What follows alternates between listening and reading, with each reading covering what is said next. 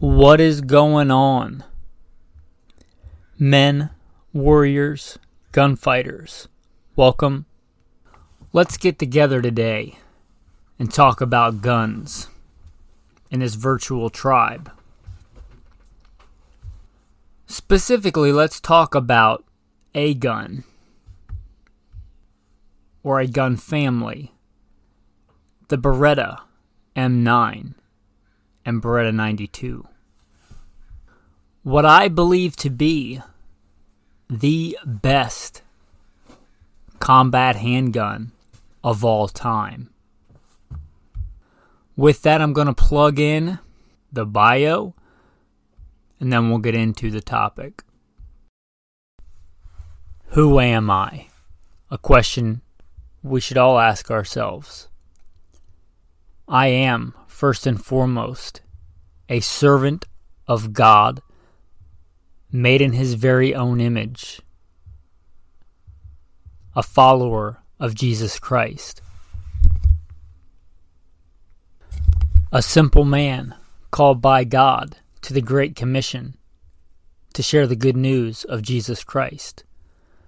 Next, a little bit about my background and what God has allowed me to do and blessed me to do in life.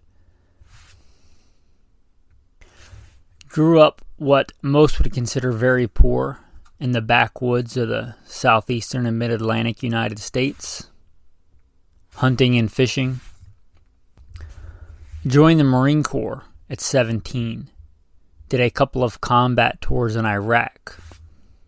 So a decorated Marine Corps combat veteran. Infantry assaultman. After the combat tours, I was an urban warfare instructor for the United States Marine Corps under Mojave Viper. I also served in the U.S. Army, both full-time and part-time National Guard. Also a veteran of law enforcement. I served with LAPD. I was a sworn peace officer, a cop for LAPD. I worked regular patrol assignments and more specialized assignments. One of those more specialized assignments was warrant service, fugitive recovery. Also had some other law enforcement roles. I am an FBI certified firearms instructor and been certified by another 3-letter government agency in a lot of firearms and training things. I've also been a private contractor, worked in the private sector, pertaining to tactics and gunfighting and protecting America from enemies foreign and domestic. I served as the commander of a tactical team to stop active shooters in a large metropolitan area. That was our primary mission, to stop active shooters, which sadly are a thing in America today. I've also been blessed to do quite a bit of competition shooting. Started my first formal competitions even before joining the Marine Corps at 17. I had won more shooting competitions than I can remember. I have competed in all manner of disciplines in shooting. I've been blessed to be a state rifle and pistol champion, West Coast regional champion. Like I said, been blessed to win more shooting competitions than I can remember. Mentioned hunting. I've hunted to put meat on the table starting when I was a child. I've also been a professional big game hunter and guide, hunting and slaying all manner of beast. And I don't apologize for that. Humbled to be the host of 3 podcasts. Simple Man Sermons, Alpha Male Podcast, and Gunfighter Life. Obviously, as things not mentioned, I've been blessed to do many other things. But, again, first and foremost, I'm a servant of God, a believer and follower of the Bible, the Word, Jesus Christ. And I don't apologize for that. With that, if you want to thank me for any of that service, an easy way to do that is to scroll down and give a review of the podcast. Also, before we transition away from the bio, I do want to mention that I did carry the M9 in the military, both the U.S. Army and the U.S. Marine Corps. I carried it during war. I carried it fighting a war. So there's some real-world first-hand experience there on the M9. I've also obviously used it as a civilian. I've used it for training and things like that. Why do I think that the Beretta M9, Beretta 92 is the best of all time? I know people say the GOAT, the greatest of all time, and I'm going to say BOAT, the best of all time. Why? Because the best of all time. Why do I think that? Why do I think that the Beretta is the ultimate combat handgun? Notice I said greatest combat handgun of all time. I chose that phrase carefully. I did not say the greatest handgun of all time. I did not say the greatest concealed carry handgun of all time. I did not say the greatest law enforcement handgun of all time. I said the greatest combat handgun of all time. Having been a U.S. Marine Corps combat veteran, having been in law enforcement with LAPD, and having for years and years and years carried and trained people as a concealed carry, both instructor and somebody who concealed carries himself. They are different. I didn't say that the Beretta was best for that. I said combat handgun. Combat and CCW are different. Combat and law enforcement is different. As much as we kind of see our law enforcement transitioning and becoming more militarized, I would submit to you that it's a different role. It's a different environment. It has different needs. It has different mission parameters. In concealed carry, a defensive handgun encounter, a few seconds is a long encounter. Most defensive handgun shootings for civilians and law enforcement, I believe, are start and finished within 3 seconds. So a brief aside, check yourself if you see yourself in some kind of crazy John Wick scenario. From the time you draw that handgun, hopefully justifiably, and the last time you pull that trigger is probably a few seconds. Now, there are outliers, I realize that. But look at combat for a Marine, for a soldier. That often doesn't last seconds. It lasts minutes or hours. Or hours, day after day after day. That's a different environment. It has different mission parameters. A good CCW handgun, to use a common term, needs to be able to go from 0 to 60 real fast. You have to get that gun from completely, generally concealed and in a safe holstered position to inaction quickly if you want to resolve the majority of defensive civilian handgun encounters and still be breathing. Combat is different. Combat, a lot of times, hopefully almost all the time, you'll be in at least a fire team, hopefully a squad, maybe a platoon. And in general, if you're carrying a handgun, you're not the point man. You're not the lead guy. You're carrying a handgun, you might be carrying a machine gun. And if that's the case, you're probably not in the front of the stack. If you're like me, I was an assaultman infantry specialized in demolitions, I might be carrying a satchel charge. I might be carrying C4. I might be carrying a rocket launcher, a shoulder-fired multi-purpose assault weapon with a couple of different rounds for blowing up light armored vehicles, for blowing up bunkers or machine gun nests or whatever. And I'll have the handgun on me. If things start getting hairy, I'm likely going to have a little bit more time to get that handgun out and get my first shot off. And once it's out, it's probably going to be out for a while. Again, different mission parameters. So make sure you realize that. Just like there's no greatest vehicle. Like a Honda Civic is probably great from going to the suburbs to going to your house every day. but it's not great if you're hauling gravel. An F-150 would be much better. Different mission parameters. Likewise, a combat handgun is different than CCW. It's different than law enforcement. So why is it the best? Why is it better? I think to answer that, we should ask, how is it different? Because if it's no different, then it can't be any better. And I'd say that it is different in a lot of ways than almost all other modern handguns. If you look at a Glock and all its copiers, they have pretty much the same operating system. Polymer, striker fire, same tilting barrel.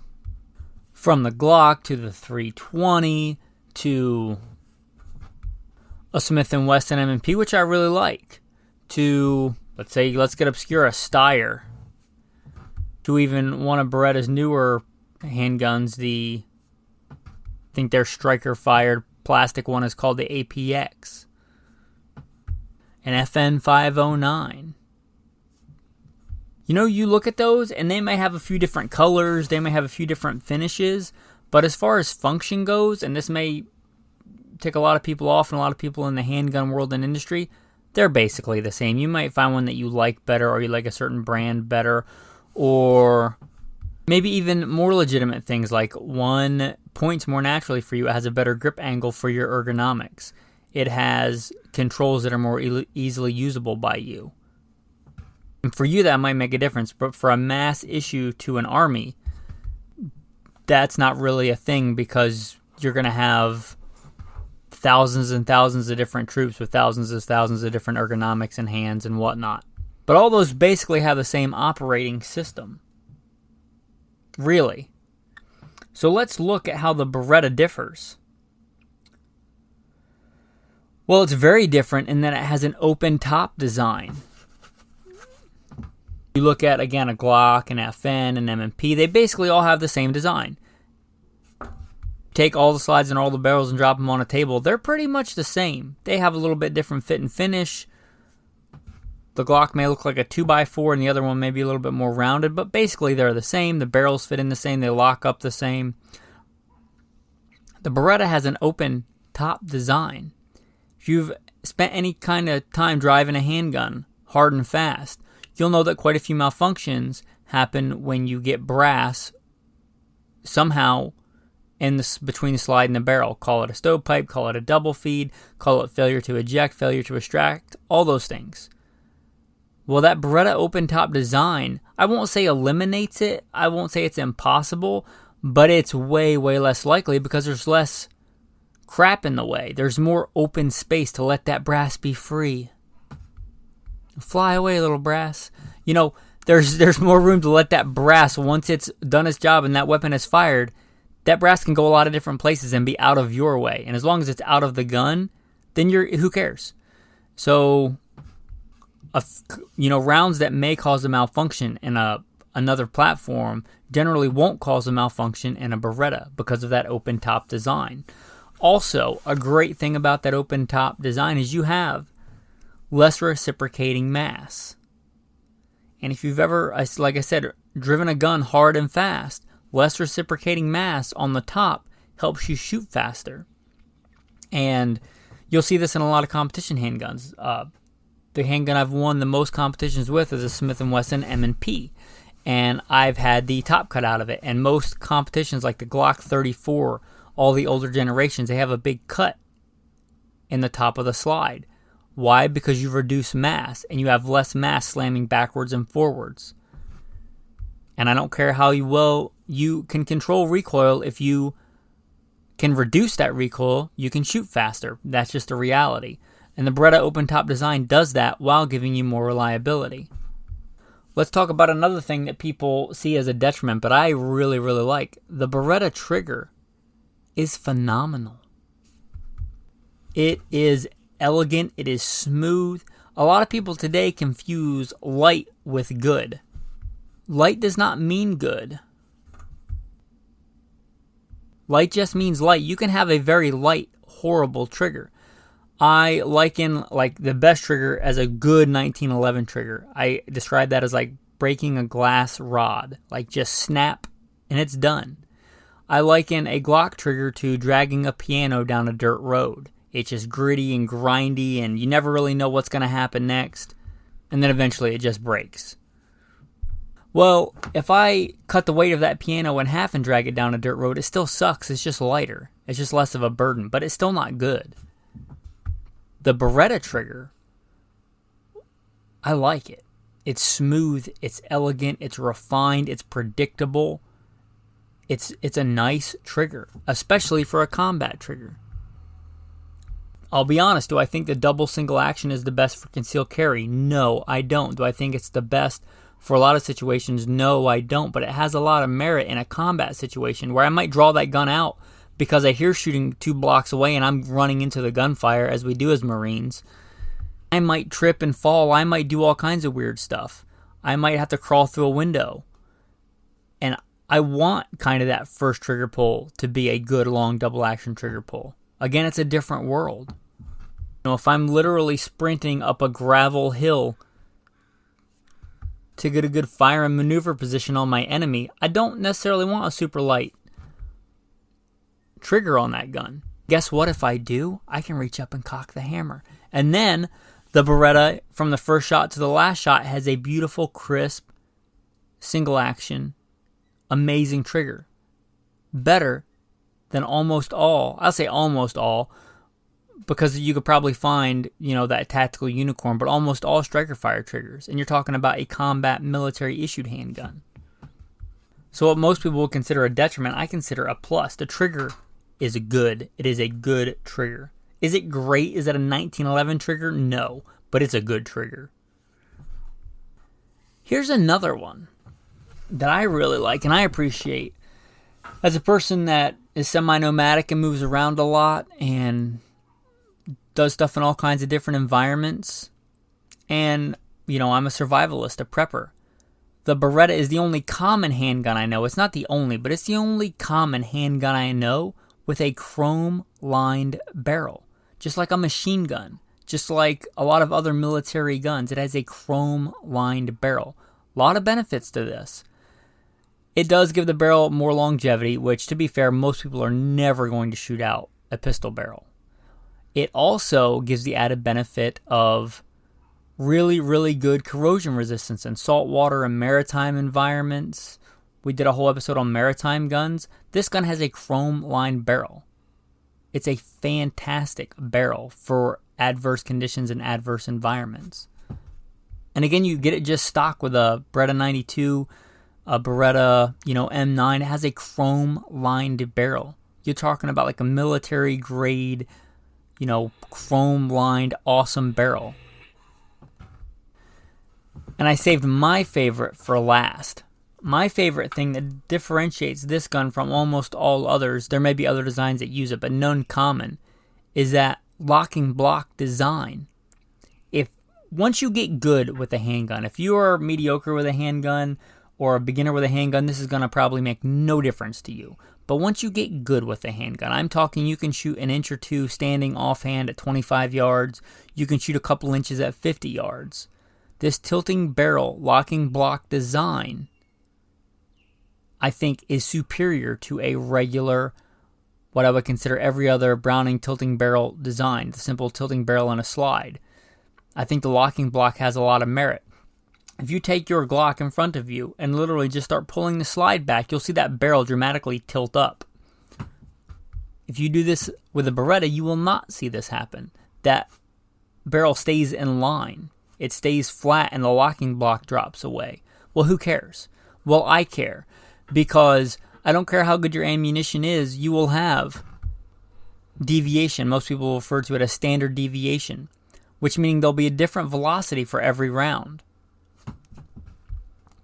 And when that gun starts to unlock and that barrel lifts up or even starts to tilt up, that's going to affect it. Theoretically, if all your ammo is exactly the same, it wouldn't matter. But since there's little bits of deviation, it does matter. Those rounds can shoot drastically different. And I say drastically, we're talking a noticeable difference at 25 to 50 yards. And most people would say, who cares about that? Well, I care about that. This is one of the reasons I think the Berettas are one of the most accurate out-of-the-box handguns without getting some kind of crazy custom build. They are fantastically accurate. Another big benefit, if you've ever lived through an ammo shortage, which if you're listening, you have. If you can comprehend the words that I'm saying, you've lived through the past 3 years and you've lived through ammo shortages. Now, you should always test. I'm big, if you listen, you know I'm big on testing. The number one criteria for your carry ammo, I'd say number two. Number one, make sure it actually fires. But number two, make sure it shoots the same place as your training ammo. Because who cares how good it performs in terminal ballistics if you don't hit the target? That's a moot point.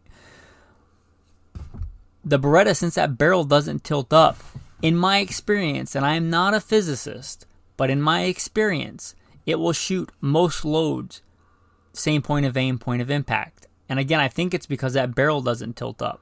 Or it's just ridiculously accurate anyway. I don't know, but I have to believe that has something to do with it. So you still need to test it, but I'm much more likely to find a 115 grain load that hits in the same place as, let's say, my carry 124 grain Spear Gold Dot. That's a big advantage. I like that locking block design. I think it is superior than all the other common handgun designs that we have. So that's how it's different than most modern handguns and how I think it's better for a lot of things. Also, not to be overlooked is the fact that you get a long lineage. We think of the Beretta as, coming out in the 80s. That's when it was big. That was when it was on Die Hard and Lethal Weapon, and that's when the U.S. military adopted it.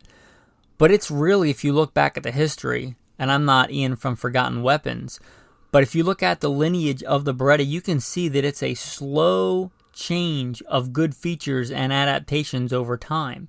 And that's a good thing for the end shooter. You get to reap all the benefits of all those decades and decades of wars fought with those similar handguns and lessons learned and craftsmanship. And you get all that in the Beretta. And I'm probably going to get a lot of haters for this next part.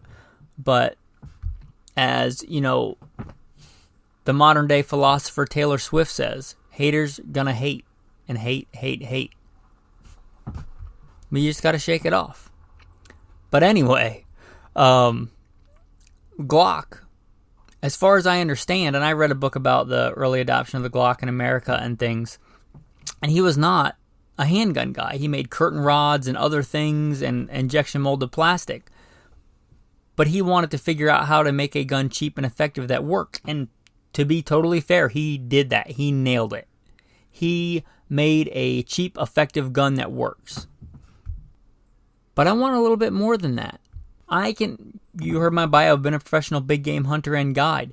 I can totally I can skin, gut, and butcher an elk with a machete. It'll totally work, and it almost certainly won't break. It'll be 100% reliable. But I want something that will work while also being elegant and refined and more efficient. I would rather have a buck 110 slim or a buck 110, just a regular old buck 110. It's elegant, it's beautiful, it's still rugged, it still works well. I don't know if I remember the exact quote from Star Wars. I like Star Wars, I'm not a Star Wars nerd, but it's a more elegant weapon from a more civilized age. One of the last benefits, the Beretta 92, it just looks good. Let's be honest. You set that next to a Glock.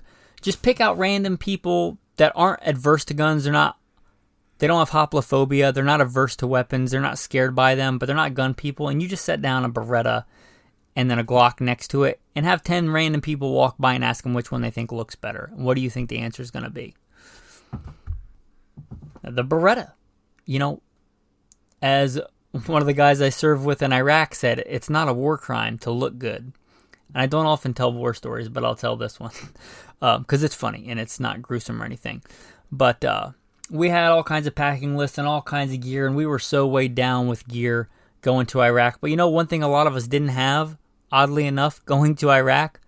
Sunglasses. So when we got there, we had to buy a lot of times what we could get off the locals. And there's one guy in our platoon, weapons platoon, we got what we could get, and he got the opposite of tactical sunglasses. If, tactical Oakleys are on one end of the spectrum and Elton John glasses were on the complete other end, these were pretty far away from the tactical sunglasses, and people were ragging him about it.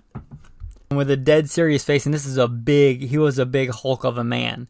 He turns around in formation and says, "It's not a war crime to look good." It's just, I still remember it, and in a pretty sad, miserable time, that's a pretty funny memory to remember. But anyway, it's not a war crime to look good, and just because the Beretta looks good doesn't mean it won't perform.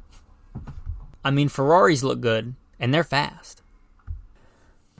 So now that I've extolled the virtues of the M9 Beretta 92, let's talk about some cool variants. Now let's say that you have filet mignon taste, but you are on a ramen noodle budget. Let's talk about some of the cheaper versions. Taurus makes copies, I believe licensed copies of the Beretta 92. They have for a long time.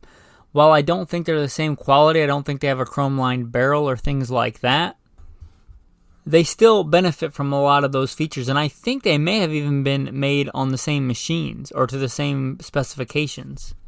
So the Taurus, much like a Taurus copy of a Smith & Wesson. Is it a Smith & Wesson? No, but does that make it a bad gun? Not necessarily. I don't have first-hand experience running a Taurus, so I'm not going to comment on that, but I know they exist. You may find the next one for even cheaper.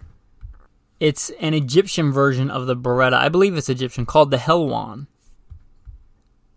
I've seen one of these once in person. I didn't really know what it was when I saw it.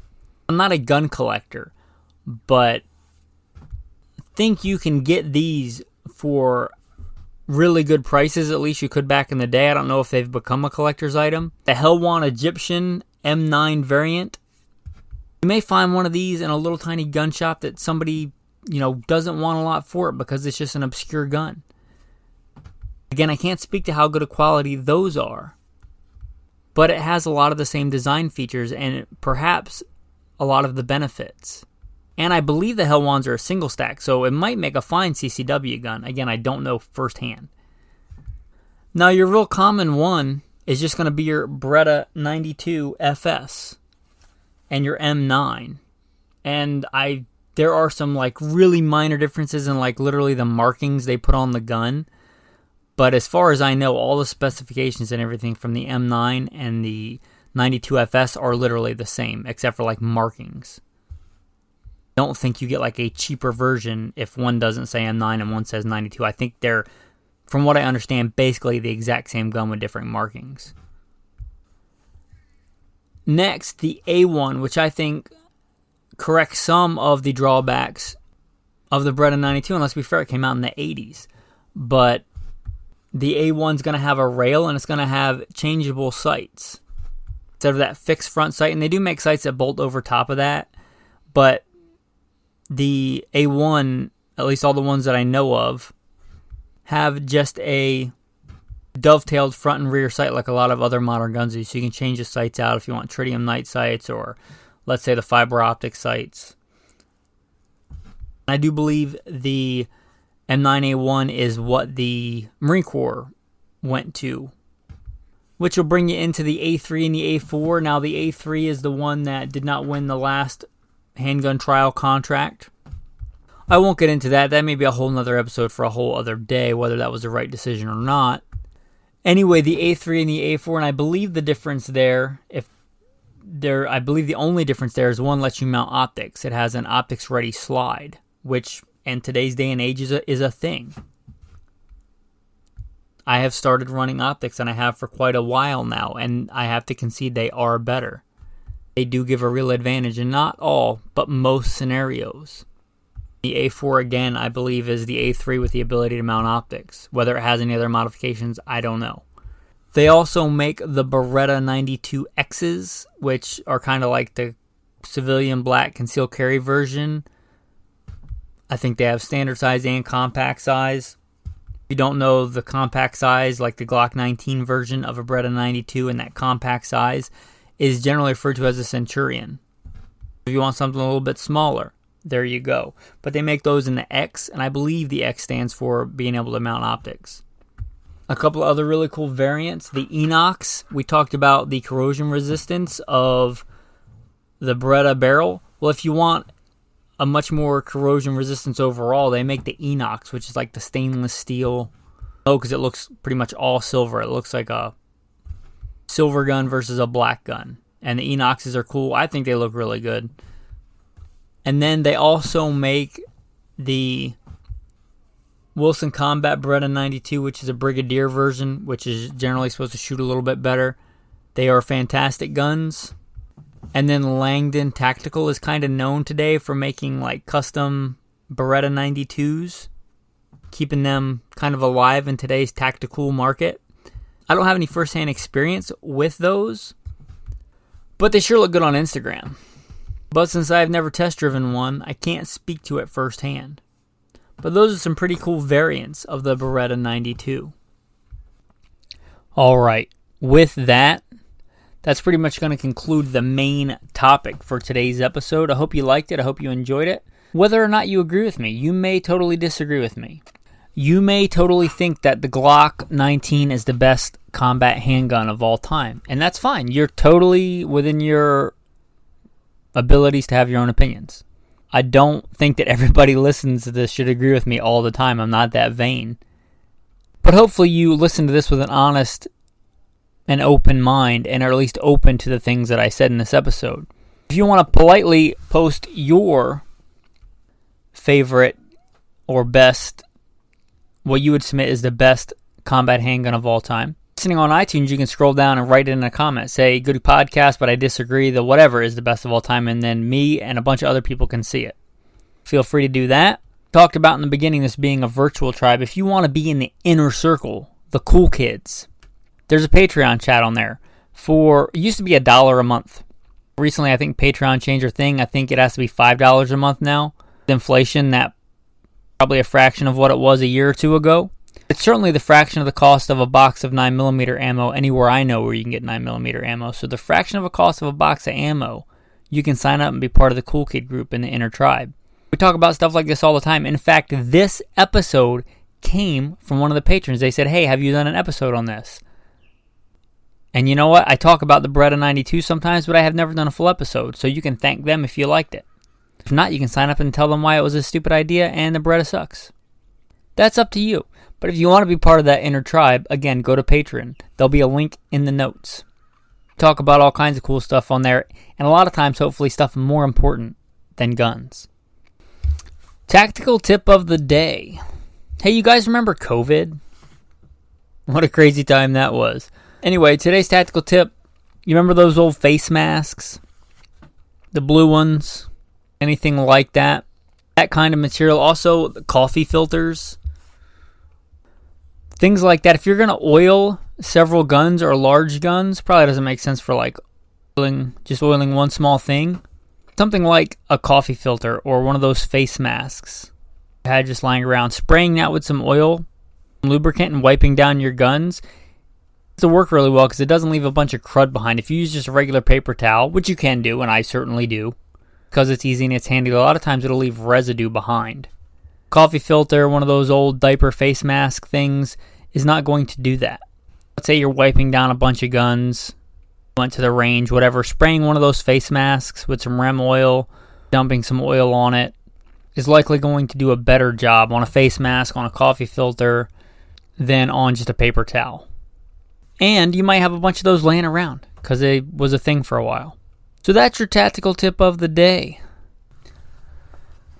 Tactical verse of the day is from Ezekiel. Therefore, son of man, prophesy and strike your hands together. The third time, let the sword do double damage.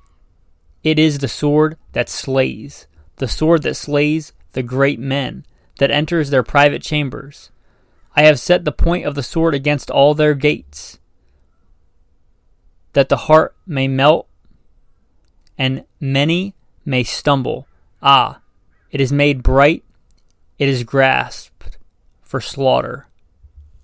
Until next time, warriors, stay strong.